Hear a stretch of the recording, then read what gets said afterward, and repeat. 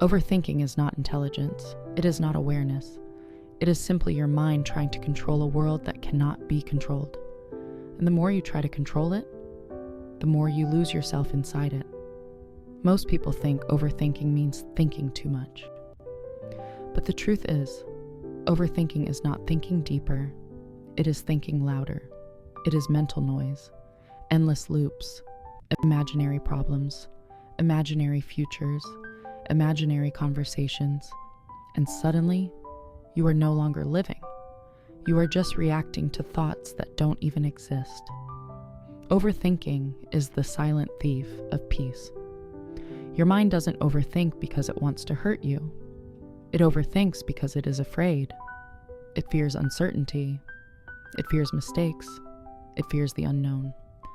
So it tries to prepare for every possibility, every scenario, every outcome. But here's the truth. You cannot predict life, even if you think about it 10,000 times. And when your brain realizes it cannot control reality, it panics, and the panic becomes overthinking. Overthinking happens in layers.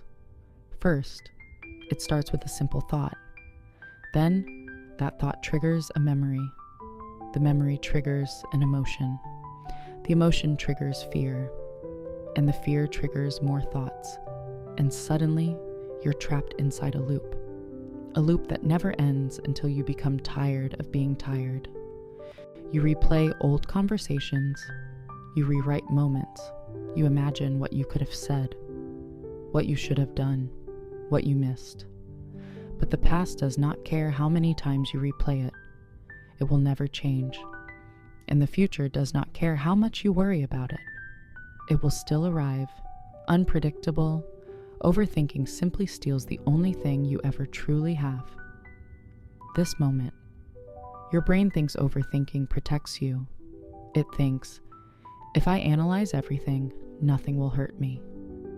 But that is a lie, because overthinking doesn't protect you from pain. It just makes you suffer before anything even happens. It creates pain that doesn't exist yet, and sometimes pain that will never exist at all. Notice something. When you overthink, your body reacts as if the danger is real. Your heart beats faster. Your breathing shortens. Your muscles tighten. But there is no danger, only imagination. The body doesn't know the difference. And that's how your mind traps you, in a reality that exists only in thought. Most overthinkers are not weak. They are just deeply aware, but unaware how to turn that awareness off. Intelligence without control becomes suffering, and sensitivity without rest becomes exhaustion. Overthinking is like trying to solve the ocean with your hands. No matter how much you try to control the waves, they will keep moving. Because waves are not meant to be controlled. They are meant to be observed and then allowed to pass. Thoughts work the same way. The problem is not thoughts. Thoughts will always come. The problem is your attachment to them. You don't let the thought pass. You move into it. You live inside it. You build a home inside it. And soon, you forget where reality begins and imagination ends. Your mind overthinks most when it feels unsafe. Not physically unsafe. Emotionally unsafe. When you feel lonely, rejected, misunderstood, uncertain. Overthinking becomes a way to feel in control again, even though it's fake control. But peace does not come from control. Peace comes from acceptance, from letting things be without trying to rearrange the universe inside your head. Sometimes your brain replays pain not because it enjoys it, but because it's trying to understand it. Your mind wants closure, but closure doesn't come from thinking harder. It comes from letting go softly. And you don't heal by dissecting the wound every day. You heal by letting it breathe, by not touching it constantly, by giving it silence. Overthinking keeps reopening wounds that were already closing. And the cruelest part? Overthinking often happens at night, when the world is quiet, when distractions stop, and you're left alone with your mind. And the mind, when not guided, becomes a storm.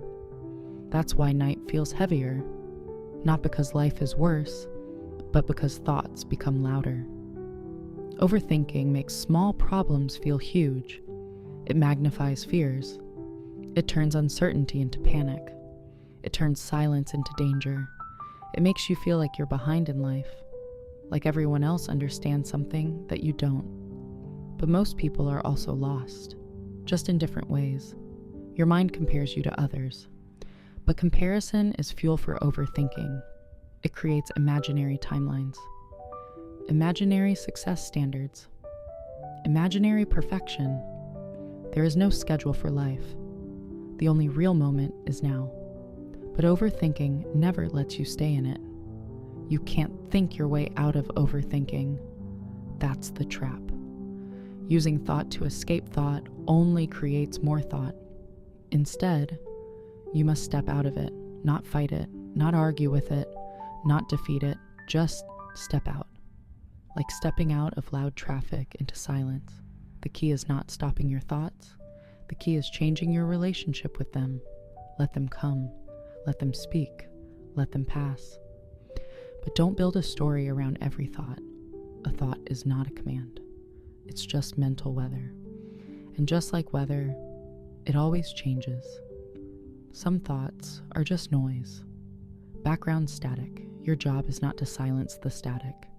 Your job is to not listen to it. Your peace was never lost. It was just buried under layers of unnecessary thinking. And you don't have to dig violently. You only have to become still, so it can rise on its own. Overthinking makes you believe you're broken. You're not. You're just overstimulated, overloaded, overanalyzing. You don't need fixing. You need stillness. Your brain is designed to survive, not to bring peace, but you can teach it to slow down. You do that by not feeding every thought, by not reacting to every fear, by not obeying every mental voice. Peace is not the absence of thoughts. Peace is the absence of attachment. Let this moment be quiet, not because the world changed, but because you chose not to follow every thought. And in that choice, peace slowly returns. You don't have to solve your life tonight. You don't have to decide everything now. You don't have to carry the future on your shoulders. All you have is this breath, this second, this moment. And that is enough. Let your mind rest now. Not because everything is perfect, but because you deserve silence.